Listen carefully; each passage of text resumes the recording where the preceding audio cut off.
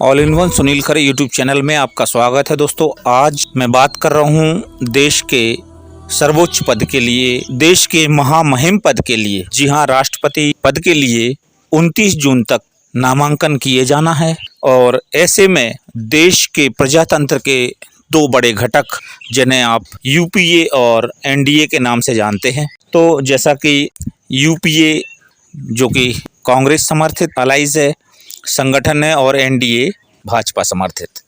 UPA की तरफ से जो प्रत्याशी का नाम आया वो हैं यशवंत सिन्हा।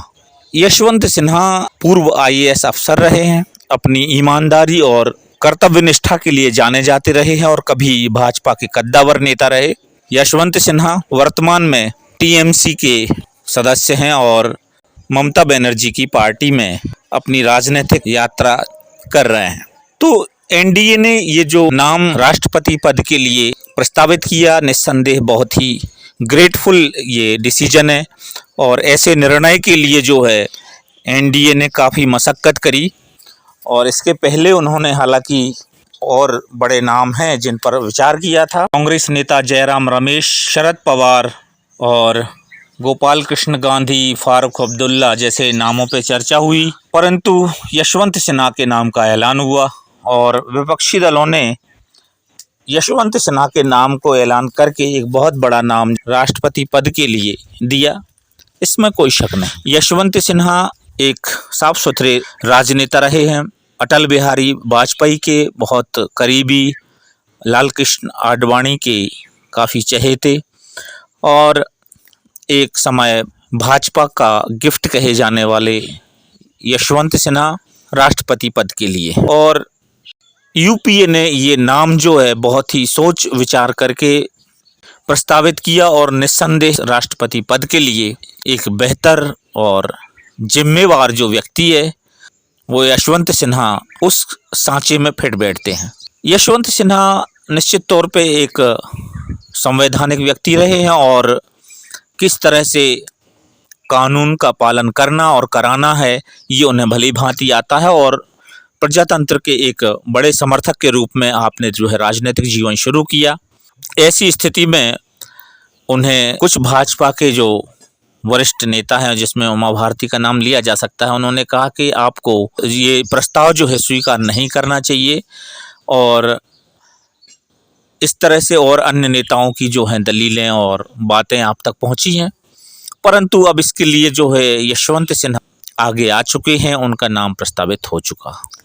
और इसी दौरान कई चैनल्स ने श्रीमती सिन्हा से जब बात की तो श्रीमती सिन्हा ने कहा कि यूपीए के निर्णय का मैं स्वागत करती हूं और मुझे खुशी है, परंतु भाजपा के द्वारा या एनडीए के द्वारा जो प्रस्तावित नाम है वो भी जो है बहुत सक्षम है। और उन्होंने यशवंत सिन्हा की जो दावेदारी है और जो जीत है उसमें अपना संदेह जो है यहाँ पे प्रदर्शित किया।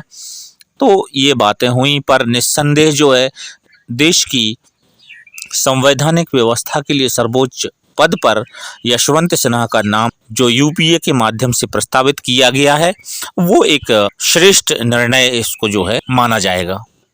तो अब हम बात करते हैं कि जैसे ही सिन्हा साहब का जब नाम प्रस्तावित हुआ तो ऐसे में एनडीए कहाँ तक जो है शांत रहती। तो एनडीए ने जो है अपनी सर्च लगाई और उड़ीसा में नाम आता है उनका द्रौपदी मुर्मू का। और द्रौपदी मुर्मू की जब हम बात करें तो वो आदिवासी समाज का प्रतिनिधित्व करने वाली एक शिक्षित और अत्यंत साधारण व्यक्तित्व की महिला हैं, पर उनका व्यक्तित्व जो है वो निस्संदेह इस पद के लिए उपयुक्त है।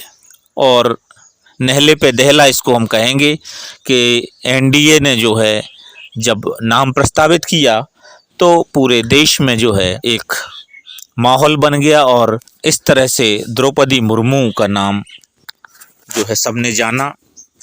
एक हाशिए पे रखा हुआ नाम जो द्रौपदी मुर्मू है। तो जानिए इनके कुछ हम सामान्य पक्षों को यहाँ पर रखते हैं। तो एनडीए की राष्ट्रपति पद की उम्मीदवार के बारे में हम संक्षिप्त जानकारी यहाँ पे रखते हैं। 20 जून 1958 को ओडिशा में मयूरभंज में जन्मी एक साधारण परिवार की बेटी द्रौपदी मुर्मू के पिता दिवंगत बिरांची नारायण टुडू हैं। 1979 में भुवनेश्वर के रमादेवी महिला कॉलेज से स्नातक किया कला संकाय से। पेशेवर करियर की शुरुआत एक साधारण क्लर्क की नौकरी से की। बाद में आप कई साल एक आदर्श शिक्षक के पद पर भी कार्य करती रहीं। अब हम बात करते हैं एक साधारण महिला के सियासी सफ़र की। तो 1997 में उड़ीसा के राय रंगपुर से वार्ड पार्षद और 2009 तक बीजेपी के टिकट पर 2 बार विधायक, 2000 से 2004 बीजेपी बीजेडी गठबंधन सरकार में राज्य मंत्री और 2007 में उड़ीसा विधानसभा में सर्वश्रेष्ठ विधायक का नीलकंठ अवार्ड प्राप्त किया और 2015 में झारखंड की पहली महिला राज्यपाल के पद पर रहीं। तो एक ये राजनीतिक सफ़र रहा। उनका विवाह जो है श्यामा चरण मुर्मू से हुआ और इनकी 3 संतानें हैं, लेकिन 2 बेटों की असमय मृत्यु हुई। एकमात्र जीवित संतान उनकी बेटी इतिश्री मुर्मू जो रांची में रहती हैं और उनकी एक छोटी सी बेटी है। तो इस तरह से दुखों के जीवन में जीने वाली एक साधारण परंतु उत्कृष्ट व्यक्तित्व की साम्राज्ञी द्रौपदी मुर्मू को एनडीए ने राष्ट्रपति पद के लिए जब प्रस्तावित किया तो द्रौपदी मुर्मू जो हैं वो हतप्रभ हो जाती हैं।